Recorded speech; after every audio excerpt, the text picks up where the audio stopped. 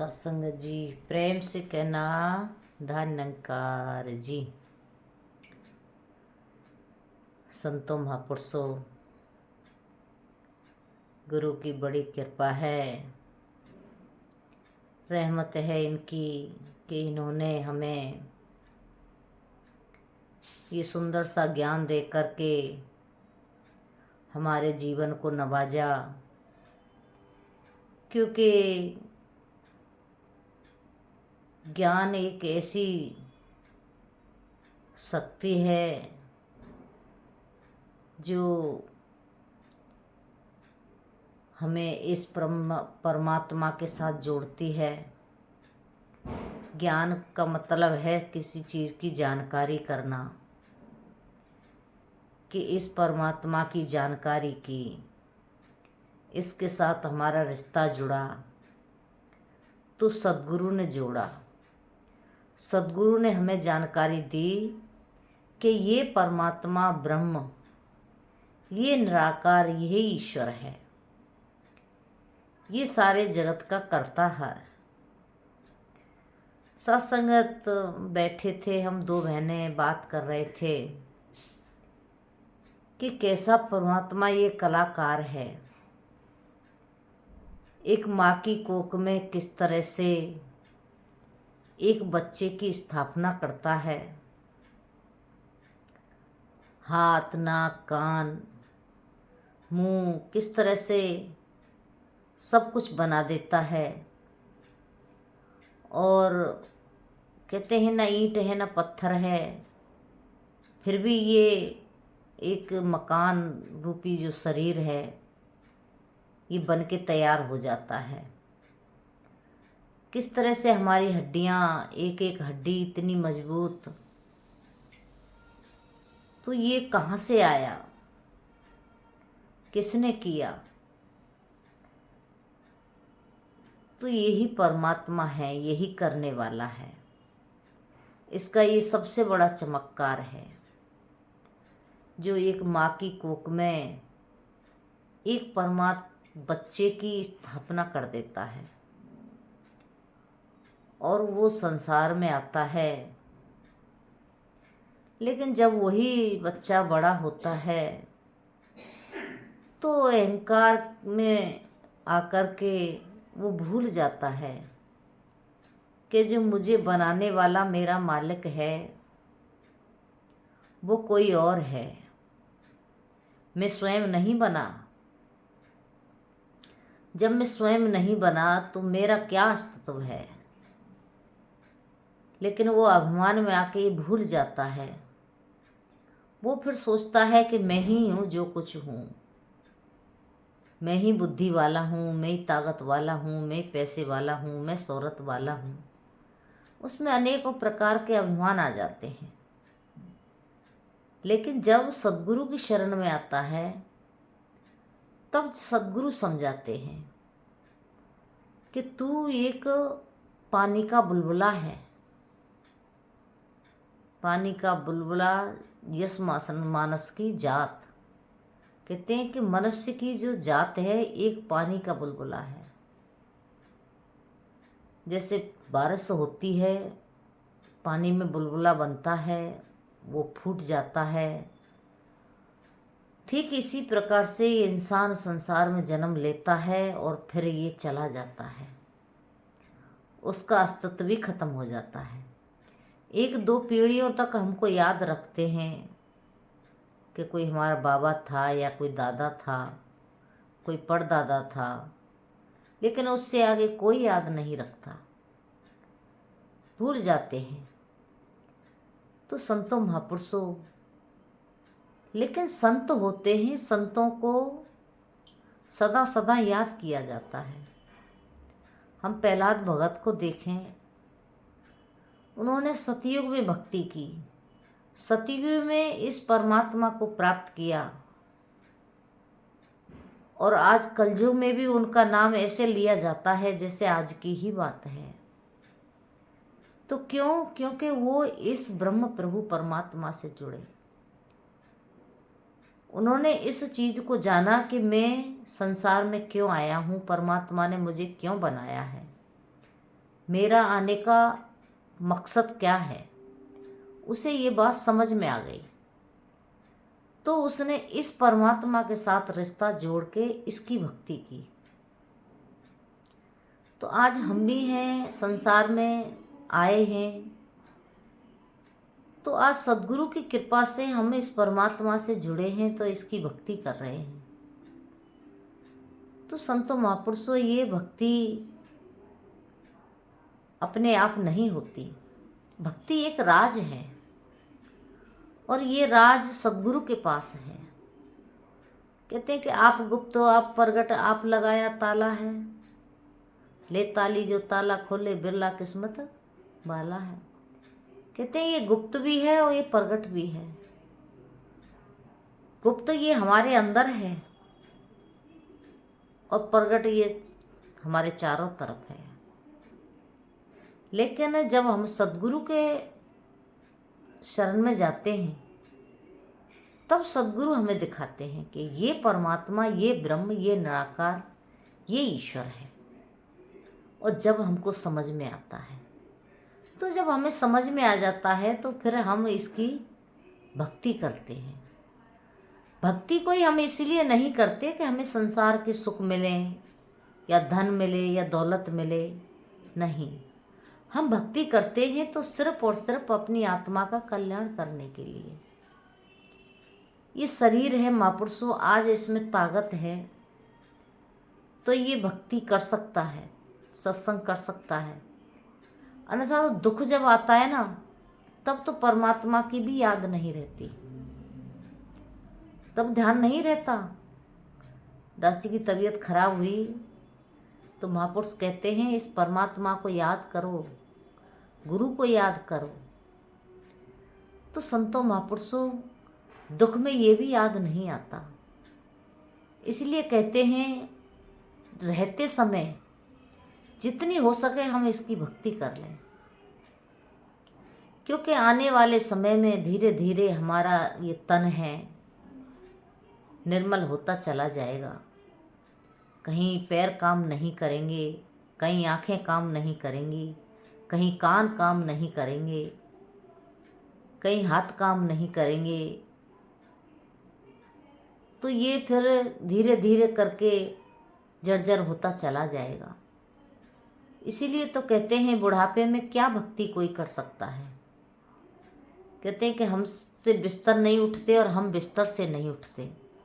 बुढ़ापे में तो बिस्तर ही एक सहारा रह जाता है, फिर इंसान कुछ नहीं कर पाता। कहते सत्संग करो जवानी में, बुढ़ापा किसने देखा है। कि बुढ़ापे का इंतज़ार मत करो कि बुढ़ापा आएगा तब मैं सत्संग करूँगा, तब मैं सेवा करूँगा, तब मैं भक्ति करूँगा। नहीं, आज हम कर सकते हैं। आज हमारे शरीर में ताकत है, तो हम भाग भाग के सेवा कर सकते हैं, भाग भाग के सत्संग कर सकते हैं, इस प्रभु परमात्मा की याद कर सकते हैं। लेकिन जब बुढ़ापा आएगा तो फिर नहीं हो पाएगा। फिर तो हम किसी का सहारा ढूंढेंगे, कोई हमें सत्संग में ले जाए, कोई हमें संतों के दर्शन करा दे, कोई हमें सद्गुरु के दर्शन करा दे। लेकिन आज हम जा सकते हैं, कर सकते हैं, क्योंकि अभी हमारे तन में ताकत है। लेकिन एक दिन तो ये निर्मल होना है, एक दिन तो इसको कमज़ोर होना है। ये एक दिन साथ नहीं देगा, और फिर ऐसा समय आएगा कि इसको छोड़ के आत्मा चली जाएगी, ये शरीर पड़ा ही रह जाएगा। तो फिर किस चीज़ का अभिमान, किसका अभिमान कर रहा है इंसान। परमात्मा ने उसको बनाया, संसार में भेजा भक्ति करने के लिए, लेकिन उसने अहंकार में सारा जीवन गुजार दिया। इस परमात्मा को ना तो जाना, ते राम राम कहे आयु बीती, राम समझ में आया ना। कि राम कहते कहते आयु बीत गई, लेकिन ये तो समझ में ही नहीं आया। समझ में जब आता है जब हम किसी समझाने के पास जाते हैं, कोई जो हमें समझा सके। और समझाने वाला सिर्फ सद्गुरु होते हैं। सद्गुरु ही इस राम को समझा सकते हैं, सद्गुरु ही इस राज को बता सकते हैं। अन्यथा तो श्री कृष्ण भगवान अर्जुन के साथ रहे। अर्जुन रहा कृष्ण के साथ में 32 वर्षों तक, लेकिन वो जान नहीं पाया। वो नहीं जान पाया कि ये समय के सद्गुरु हैं, ये मालिक हैं, ये सृष्टि के रचयिता हैं। नहीं जान पाया। जब वो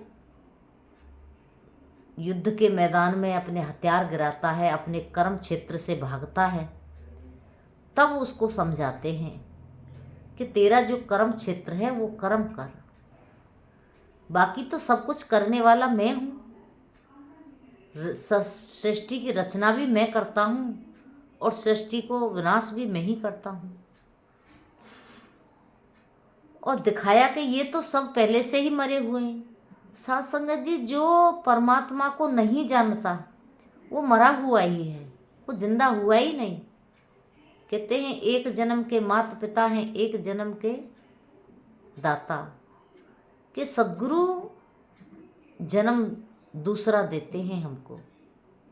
सद्गुरु की शरण में जाके हम जब ज्ञान लेते हैं तो हमारा दूसरा जन्म होता है। तो संतों महापुरुषों, ये बातें हमें तभी समझ में आती हैं जब हम संतों का साथ करते हैं। लेकिन हर एक कोई सौभाग्यशाली नहीं होता इतना कि वो इस परमात्मा को जान सके, इस परमात्मा की भक्ति कर सके। पड़ोस में सत्संग होते रहते हैं, सुनते रहते हैं, लेकिन आते नहीं हैं। पता है कि सत्संग हो रहा है और ये भी पता है कि सत्संग की पदवी सबसे ऊंची है, लेकिन फिर भी नहीं आते। क्यों नहीं आते? क्योंकि उनको अहंकार है कि मैं जो कर रहा हूँ वो ठीक है, बाकी और कुछ ठीक नहीं है। तो संतों महापुरुषों, ये तो गुरु की कृपा है। आज हम इस निरंकार के साथ जोड़े गए, इसके साथ हमारी आत्मा का रिश्ता जोड़ा, ये तो सद्गुरु की अपनी कृपा है। इसलिए महात्मा भजन गाते हैं, तेरे एहसान का बदला चुकाया जा नहीं सकता, कर्म ऐसा किया तूने बुलाया जा नहीं सकता। कहते तूने ऐसा कर्म किया है जो बताया जा नहीं सकता।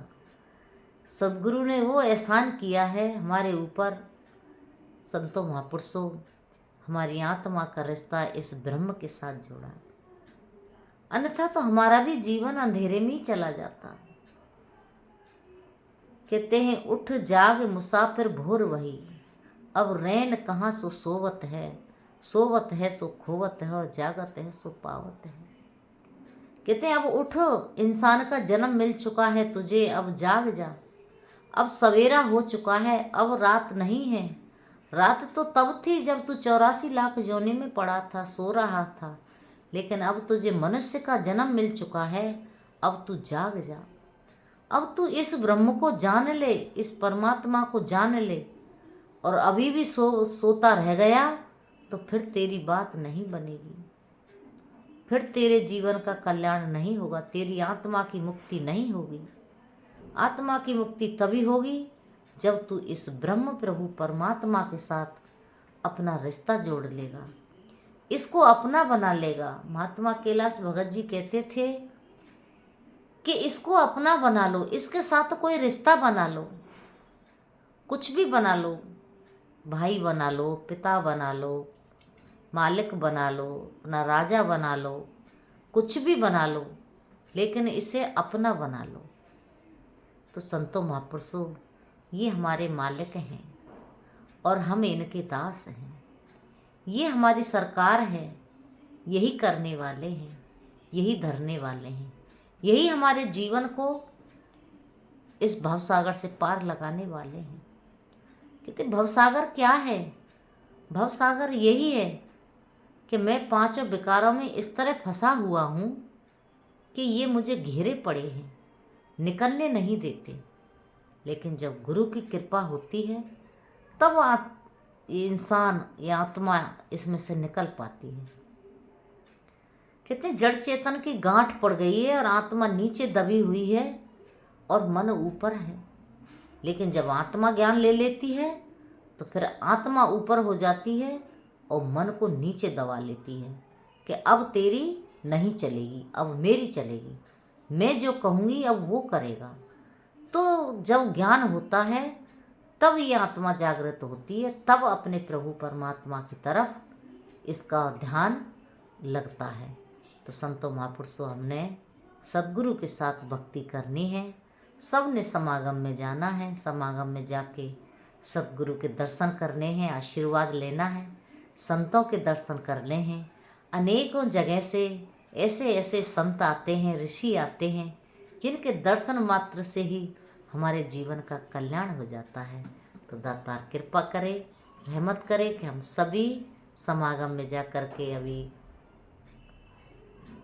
77वां समागम आ रहा है, और इस 77वें समागम में जा कर के हम सब ने सद्गुरु का आशीर्वाद लेना है, ऐसी अरदास प्रार्थना है। और कहीं कोई भूल हुई, गलती हो गई हो दासी से बोलने में, तो बख्श लेना, माफ़ कर देना, प्यार से कहना, धन्यवाद। वीडियो को लाइक कर देना।